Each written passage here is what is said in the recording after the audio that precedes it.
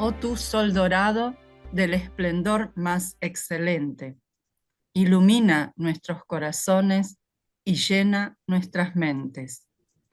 Así que nosotros, reconociendo nuestra unidad con la divinidad, que es el corazón del universo, podamos ver el camino ante nuestros pies y llevarlos a esos distantes objetivos de perfección estimulados por tu propia luz radiante.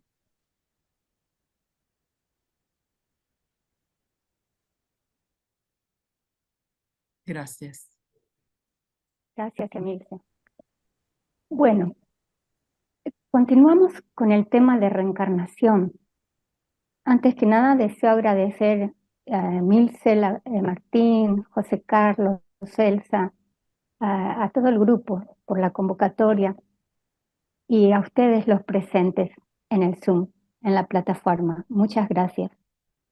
Siempre es estimulante las indagaciones y las búsquedas, aunque un poco difícil, pero bueno, son desafíos, ¿no? Y agradezco esta oportunidad. El tema de hoy está basado en fundamentos de teosofía de Shinara Hadassah. Observen el año 1929, fue cuando dio a luz este libro, basado también en glosario teosófico de Blavatsky, obras propuestas para consulta, las vidas de Orión, las vidas de Alcione, el hombre de dónde y cómo viene a dónde va, curso básico de teosofía de Simons para los que deseen buscar y buscar. Acá los presento a Tennyson, que es un poeta dramaturgo inglés de 1809-1882. Y dice así: cada casa de un bruto al alma de un hombre dio el Señor. Y díjole al hombre: ¿os soy deudor? Aún no, le contestó, mas límpiala con ardor y luego te daré otra mejor. Me gustó poner este poema porque nos habla de otras vidas, de otros vehículos físicos, cuidándolos al que tenemos en principio, ¿no?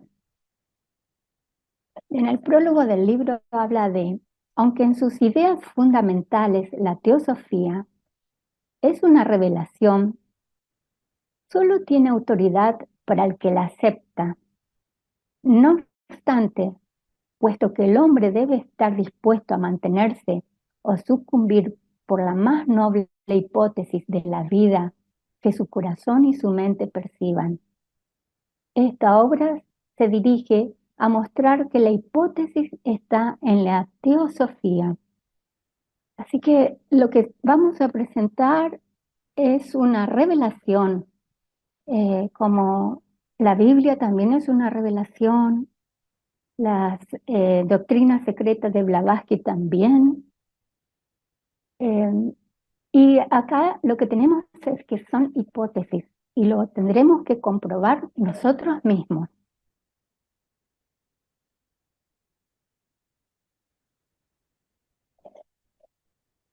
Esto para que observen,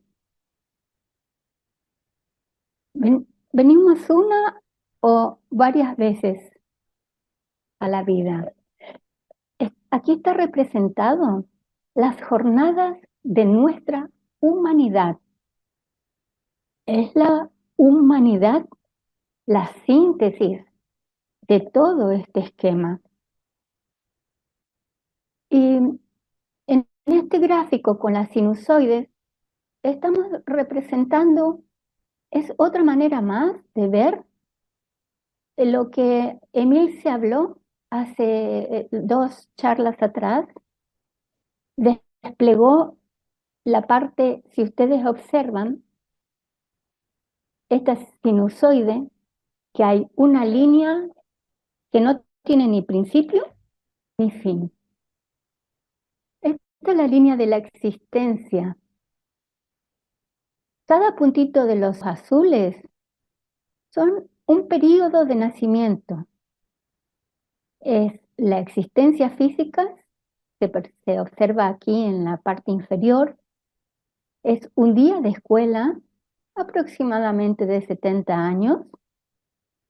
Luego, la ausencia, los planos, plano astral, el mental, el plano intuicional, están representados en la parte superior, que es la morada del ego. Aquí vive el verdadero yo inmortal.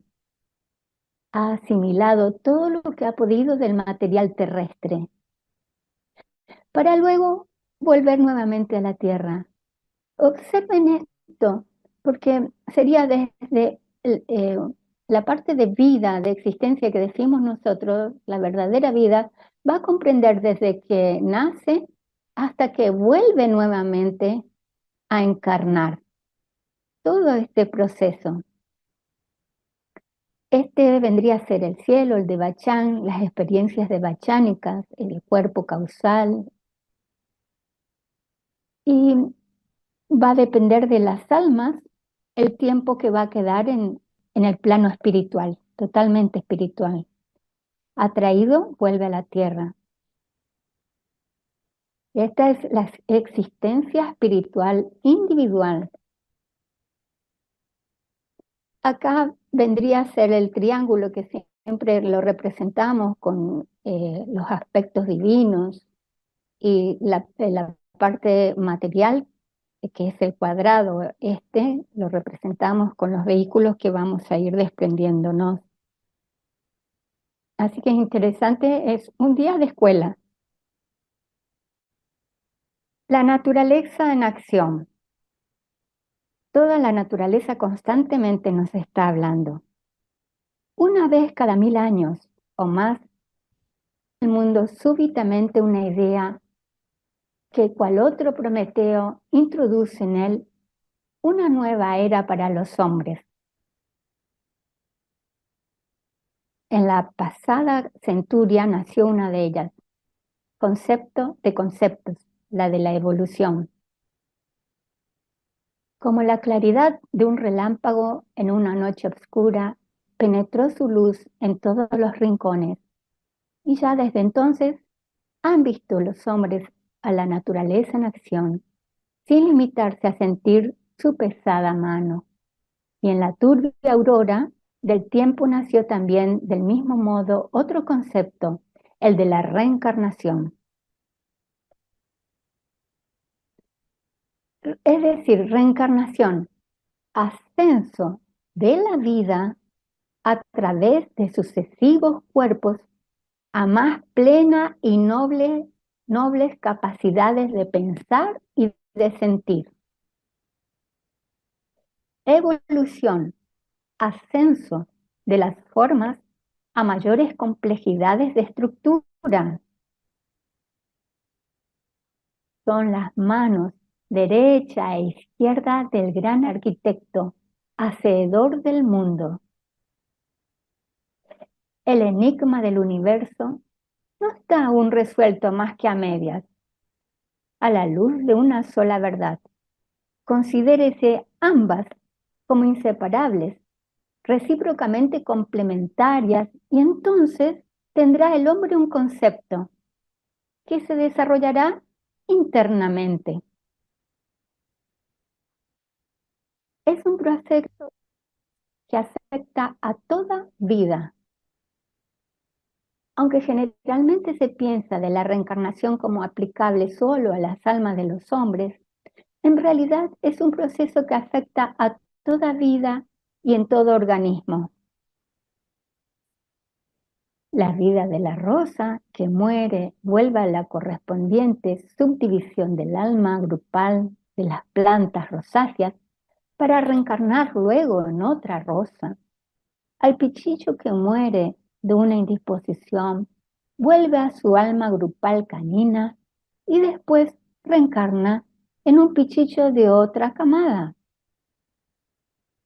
Lo único en que difiere de estos el hombre es que no vuelve a ningún alma grupal por ser una conciencia individualizada y por lo tanto separada.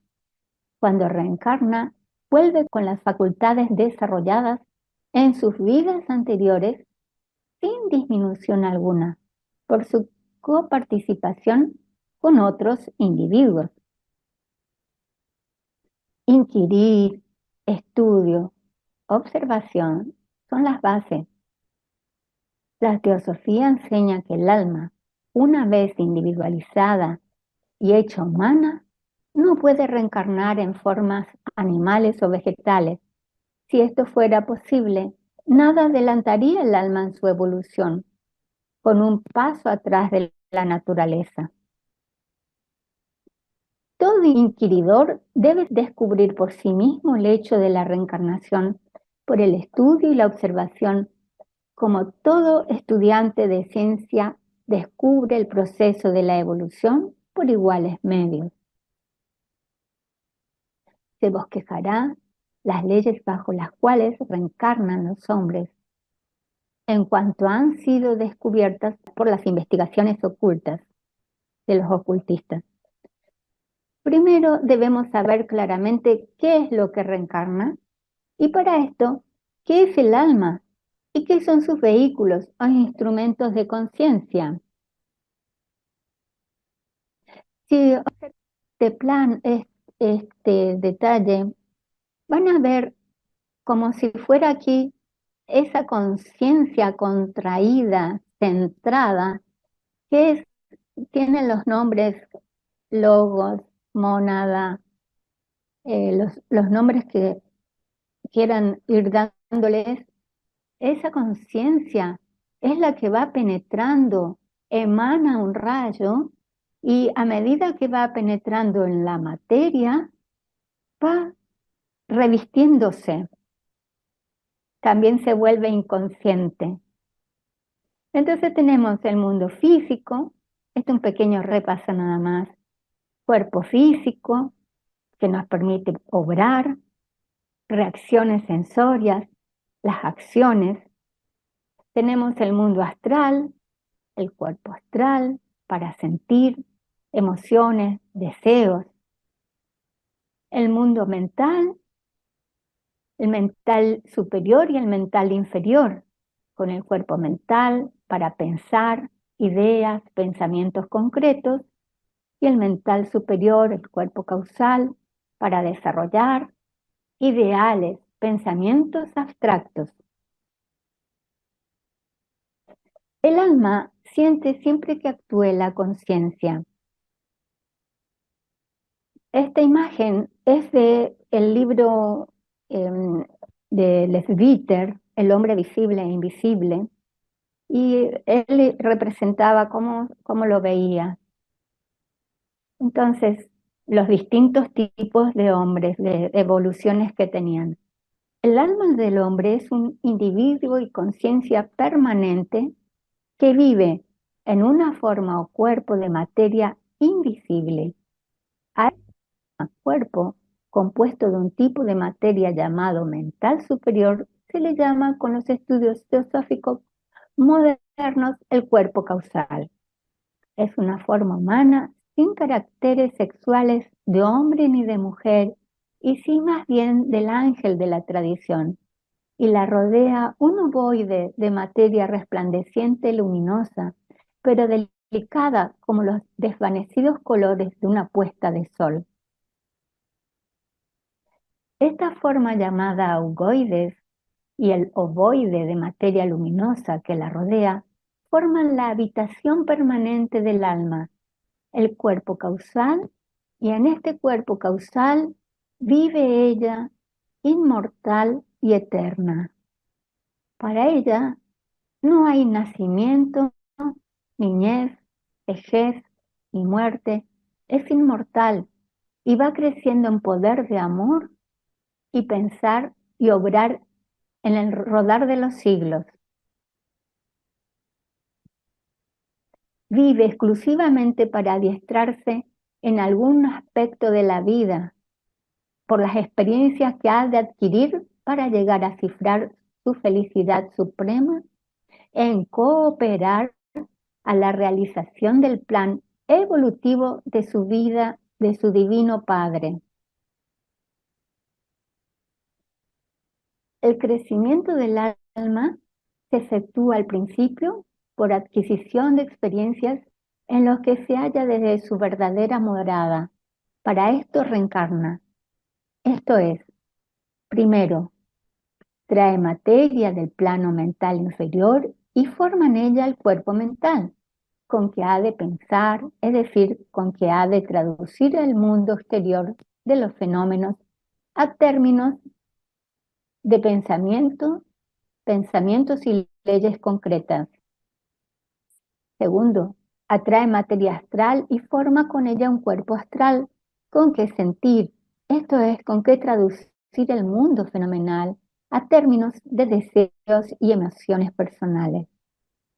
Se provee de un cuerpo, tercero, se provee de un cuerpo físico apropiado con que obrar, es decir, con que traducir el mundo a términos de propiedades físicas, pesado o liviano, caliente o frío, movible o estático, etc.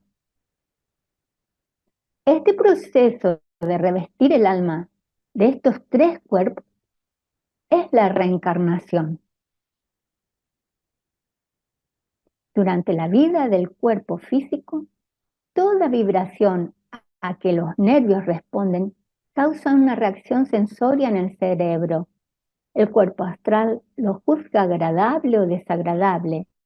El cuerpo mental anota el juicio del astral y traduce la impresión en pensamiento. Y por último, el alma registra este pensamiento en el cuerpo causal. El alma envía su respuesta al fenómeno del mundo físico por el cuerpo mental al astral y por este al cerebro físico. Siempre que actúa la conciencia, funciona también este telégrafo del cuerpo causal. Por eso tenemos que cuidar muchísimo nuestro sistema nervioso.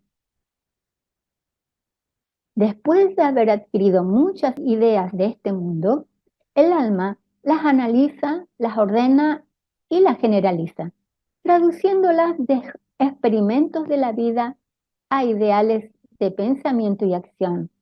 Transmuta el mundo fenomenal en conceptos eternos que son parte de ella misma. Acá vamos a ver, ya estamos finalizando y vamos a ver un poquito de historia y pasaremos un cortito video. Pero quería ponerlos a tono con la parte de historia. Si ven Orígenes de Alejandría, en los años 200 después de Cristo, padre de la ciencia de la Iglesia cristiana, la reencarnación fue basada en los escritos teológicos de Orígenes. Para el año 325, Claudio Valerio Constantino convoca el Concilio de Nicea. El objetivo fue uniformar un credo único y logró la fundación formal de la Iglesia romana. Surgió el dogma. Por siglos los papas serían romanos. Y aparece Justiniano y Teodora en los años 543, pero 10 años después realizan el Concilio de Constantinopla, donde aparece la abolición de la idea de la reencarnación sin el acuerdo de la máxima autoridad religiosa, el Papa Virgilio, que vivió entre 535 y 555 después de Cristo. Es decir, de que antes de todo esto siempre estuvo presente la idea de reencarnación, más que nada también acá, como verán, en la Iglesia Católica. Bueno, hasta aquí por hoy. Ahora vamos a ver el video.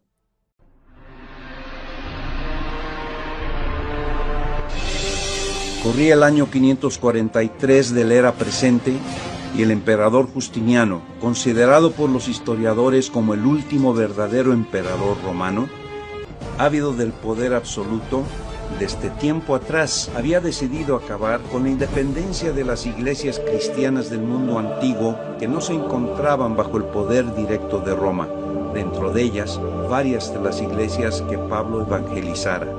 Y para lograr sus fines políticos, Justiniano tenía que concluir la tarea que Constantino se propuso años antes: deshacer el prestigio y la autoridad del más sabio de los teólogos cristianos del siglo III, Orígenes de Alejandría. Y para ello, Justiniano convocó 2 concilios en Bizancio, la capital del Imperio Romano de Oriente. El primero de ellos en el año 543 y el segundo una década después. El propósito secreto de tales concilios era terminar de una vez por todas con la rebeldía de las iglesias cristianas no romanas, que se rehusaban a aceptar como máxima autoridad al despótico emperador de Roma. Aunque el pretexto oficial fue otro: deliberar sobre los llamados 3 capítulos de las iglesias disidentes, consideradas por Justiniano como rebeldes y heréticas, y que tenían como su máxima autoridad moral al amado y respetado padre de la iglesia original, Orígenes. Orígenes era en ese entonces el más respetado y amado padre de la iglesia cristiana original. Orígenes de Alejandría, la mente más preclara y brillante del cristianismo original, es considerado por los grandes estudiosos de los textos bíblicos como el padre de la ciencia de la Iglesia. Para Jerónimo, el afamado teólogo que tradujo la Biblia Vulgata, Orígenes era el maestro más grande de la Iglesia después de los apóstoles, equiparándolo incluso con Pablo. San Gregorio de Niza lo calificó como el príncipe de la erudición cristiana del siglo III. Erasmo de Rotterdam, quien sentó las bases doctrinales para las Biblias protestantes, declaraba abiertamente que Orígenes fue quien abrió las fuentes inspiradas de la teología. Mas Justiniano no fue el primer emperador romano en intentar el control total del cristianismo. Antes que él, en el año 325 después de Cristo, Flavio Valerio Constantino, dictador absoluto del Imperio Romano Oriental, ordenó reunirse a los líderes de las diversas facciones cristianas de entonces, en el llamado Concilio de Nicea, buscando con ello concentrar en Roma el control del cristianismo. Unos meses antes de esta reunión, Constantino fríamente había ordenado el asesinato de su esposa Fausta y de su hijo, Crispín. Constantino, astutamente, ante el avasallador avance del cristianismo, potenciado por sus numerosos mártires y fieles creyentes, había simulado convertirse a la nueva religión, valiéndose de un fenómeno meteorológico al que hizo pasar como milagro ante las masas ignorantes, para poder derrotar así a su oponente, Maximitios, aunque continuó siendo un pagano de corazón hasta su muerte. Constantino ofreció a los líderes religiosos que se aliaran con él lanzar todo su poder imperial a favor de ellos si lograban acordar un credo único que a su vez apoyara de manera incondicional al emperador romano. Las decisiones que se hicieron en este concilio llevaron a la fundación formal de la Iglesia Católica Romana, que era parte del Estado Imperial Romano. Poco tiempo después, se editarían y corregirían los libros de la Biblia, sobre todo del Nuevo Testamento, para acomodarlos a los acuerdos políticos del Concilio de Nicea y los intereses imperiales de Constantino. Para afianzar la unidad absoluta e indiscutible alrededor de Roma, surgió el dogma, la autoritaria y arbitraria imposición de un credo absoluto e indiscutible por encima de toda evidencia o verdad en contra. El papel de Justiniano y de su esposa Teodora serían definitivos para conseguir este fin tan terrenal. el poder absoluto.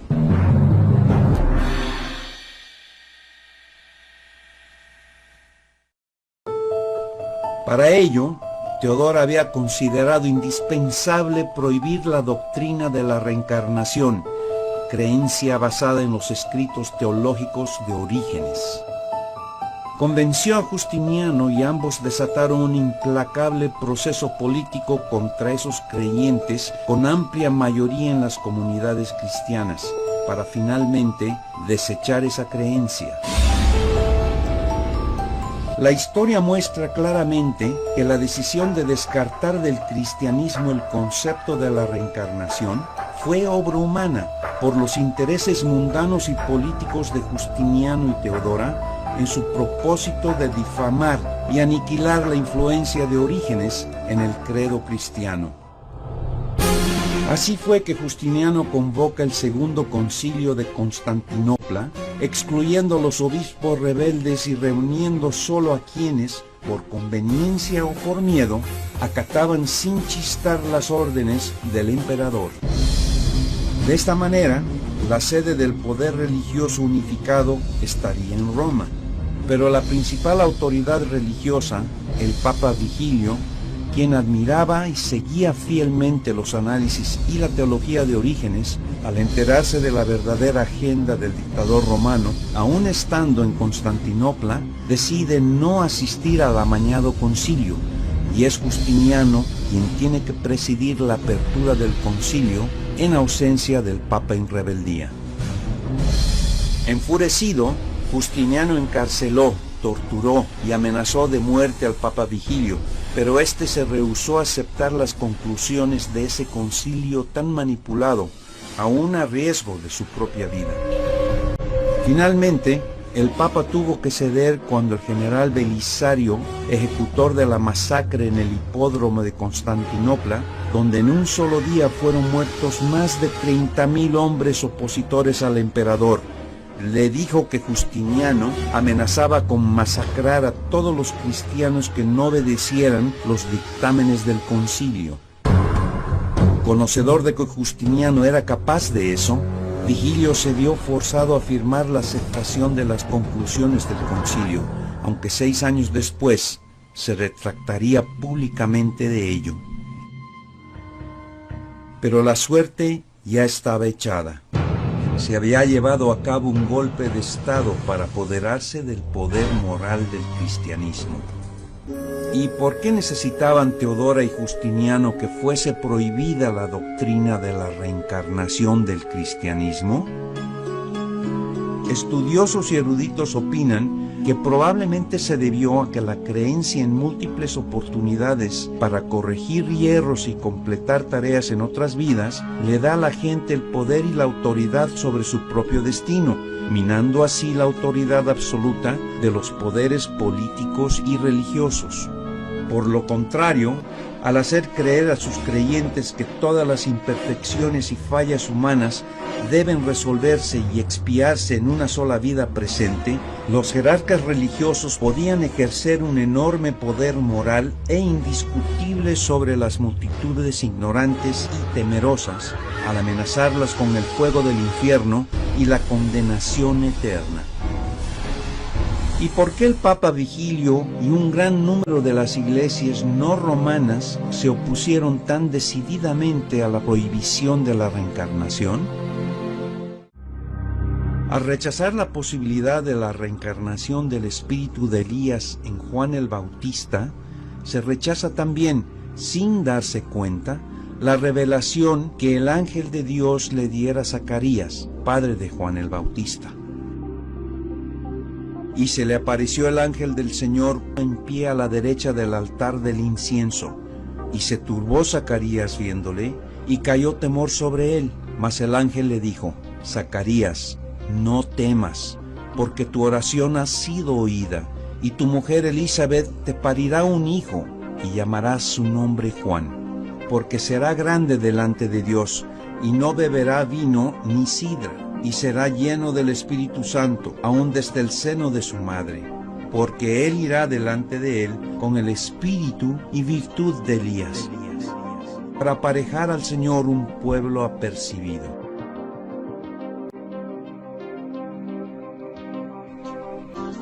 Al rechazar la reencarnación de Elías en Juan el Bautista, las religiones cristianas modernas que siguen obedeciendo los dogmas de los concilios de los emperadores romanos niegan autoridad al mismo Jesús, quien dijo: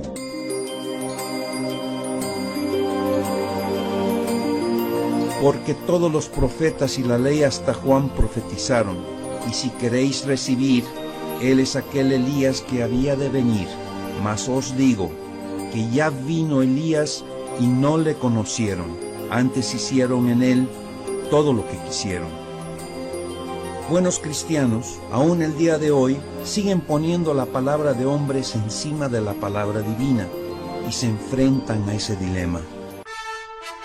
Seguir los dictados de un emperador romano, creyendo que son de origen divino, o dar por buena la palabra de Dios y sus enviados, los profetas y del mismo Cristo. Pedro y los apóstoles dejaron esto muy en claro cuando dijeron: es menester obedecer a Dios antes que a los hombres.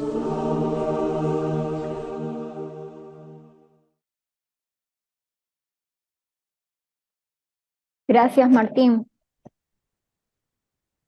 Para pensar, ¿no?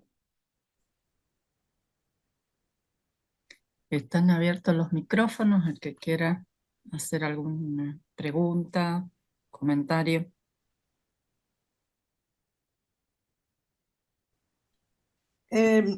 Para mí, la ley del karma es un complemento de la ley de la reencarnación, van juntas.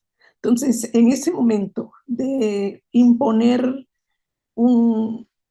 una nueva forma de dominar la cúpula del cristianismo, se inicia el karma de la Iglesia Católica, porque el karma es acción. En esa acción que hicieron, porque no tuviera tanta controversia la religión católica si no hubieran eliminado la ley de la reencarnación.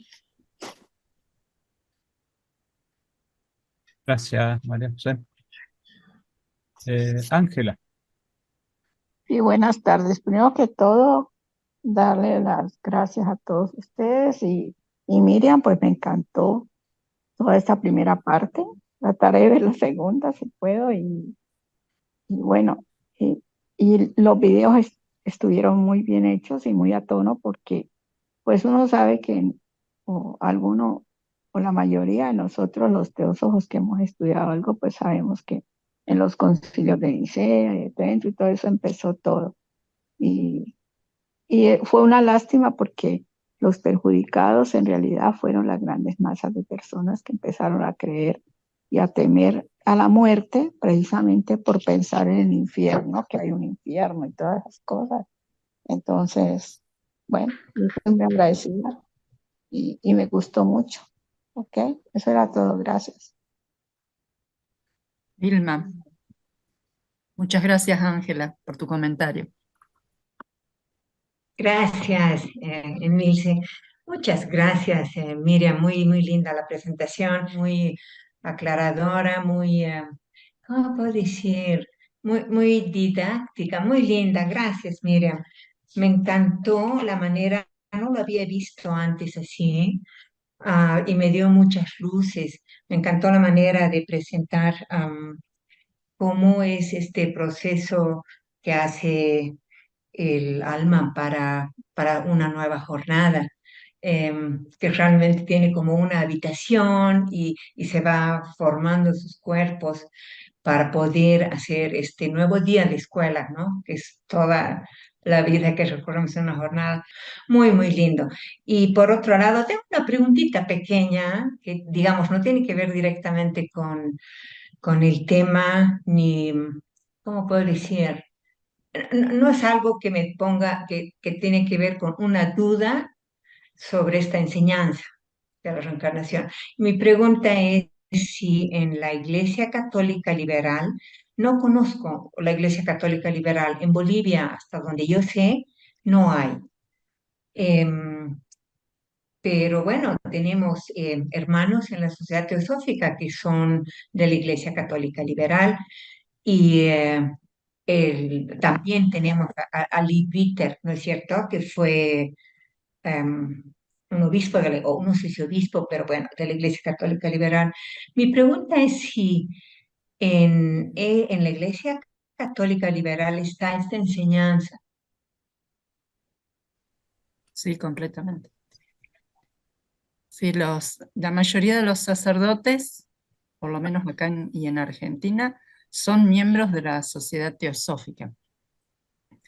Y en sus sermones, si bien explican también qué es lo que sucede en la ceremonial, en la misa, cómo es el tema de las energías, también enseñan teosofía, la creencia en la reencarnación, todo lo que damos en teosofía. Y Leadbeater sí fue un obispo. Y Ujú. puedo averiguar si hay algo en Bolivia. Sí, por favor. Le podemos preguntar al obispo regionario, que sería Miguel Ángel Batet, a ver si hay algo. Lo que rescato de la exposición de hoy es que la vida es la que va haciendo el proceso, el camino y la forma, la evolución. Eso es para tenerlo muy, muy en cuenta para observar la vida en sus funciones.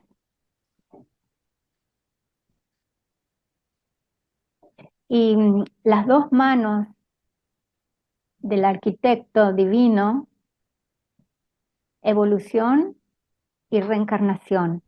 Las manos. Por supuesto que no podemos extraerlos del karma, ¿no es cierto? Está implícito también.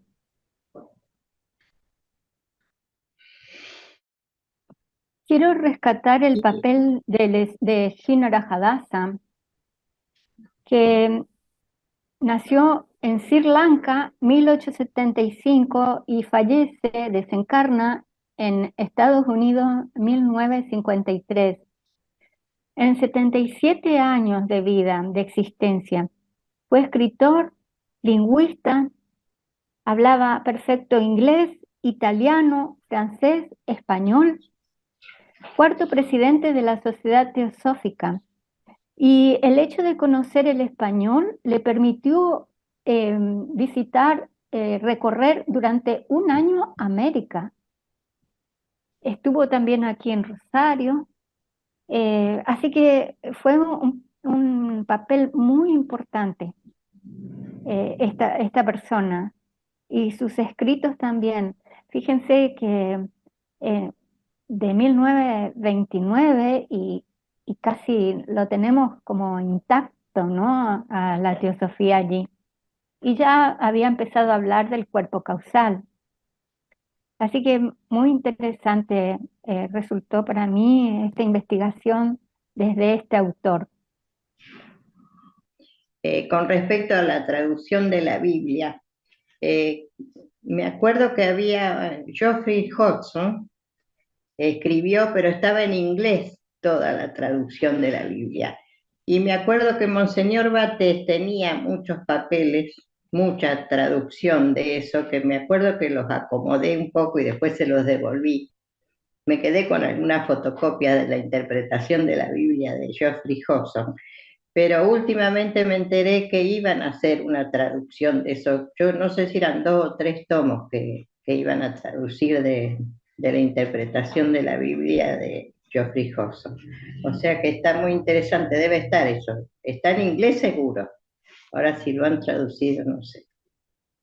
Que es muy interesante porque es muy distinta la concepción de todo lo que es la Biblia cuando se interpreta de otra manera. Yo voy a hacer un último comentario. Después no sé si vos cerrás vos, Miriam. A mí una de las cosas que me resuena en este gráfico que vos presentaste de las sinusoides es el poquito tiempo que estamos encarnados respecto a todo el otro tiempo. Y digo, bueno, evidentemente, ¿dónde está la importancia de cada proceso? Porque son distintos procesos en realidad de una sola cosa. Y digo, bueno, evidentemente este preparativo que hace el alma, tanto en la asimilación como en la preparación para volver a encarnar, es un proceso mucho más importante. Quizás no lo vamos a conocer del todo, pero es tan importante que el poquito tiempo que tenemos acá en la Tierra encarnados, hay que aprovecharlo. Evidentemente, no hay, da la idea de como que no hay tiempo que perder, ¿no? Nosotros nos parece un montón, pero es poco y evidentemente está comprimido como para que después el alma tenga todo un recorrido largo para poder asimilar eso. Y bueno, es ese contraste me parece como muy impresionante, ¿no? Muy No, buena. es interesante, porque yo escucho a veces personas que dicen, bueno, si no lo dejo para otra vida. Y yo digo, no, yo voy a hacer a cara de perro solucionar todo lo que se me presenta en esta. Si tengo esta oportunidad, la tengo que aprovechar al máximo día a día, porque en la próxima vida vendrá otra cosa, pero yo tengo que ver qué aprendo en esta, todo lo que se me presenta. Es muy importante tener en cuenta eso. Gracias. Miriam, vos ibas a decir algo y después José Luis. Sí, muy importante tu observación, Martín. Para los sabios, el mundo espiritual es más importante que el estar encarnado. Dicen que la verdadera vida es esa, en el mundo espiritual. Así que, bueno, una gran tarea nos espera. José Luis.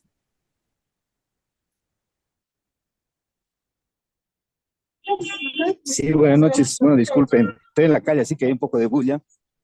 De todas formas, quería felicitar a Miriam por la exposición.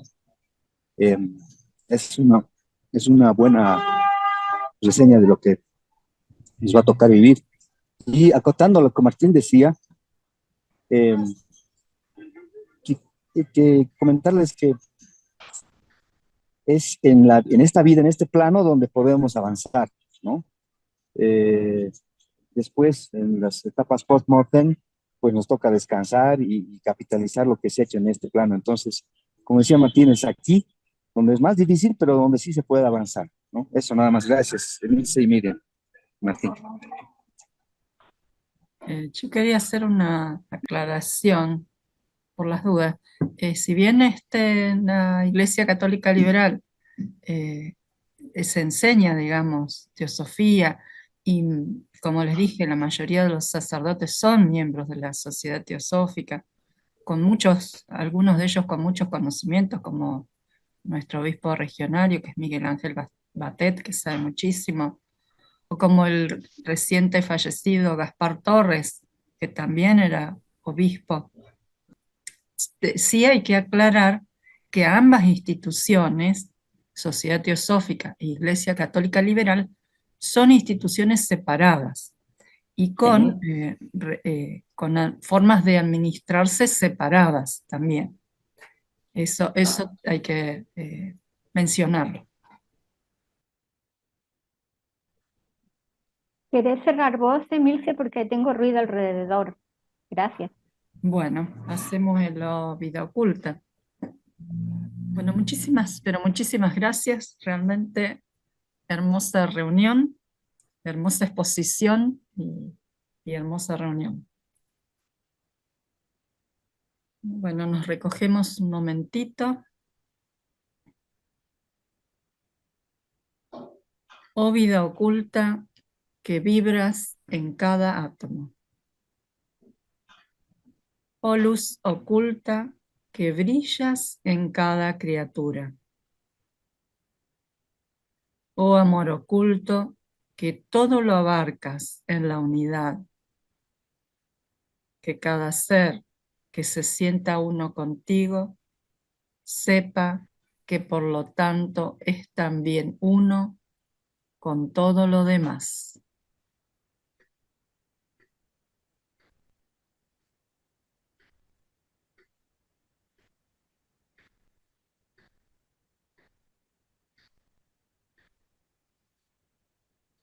Muchas gracias. Siempre aclaro que decimos todo lo demás. En general, la invocación es con todos los demás, con todos los seres vivos, pero aún los átomos de la silla o de la mesa que tenemos a nuestro alrededor tienen vida y tienen esa vida divina. Terminamos a horario. Gracias, Emilce. Qué bueno. Muchas gracias. No, gracias. Miriam. Muchas gracias. Miriam, por Buen tu descanso. trabajo. Gracias.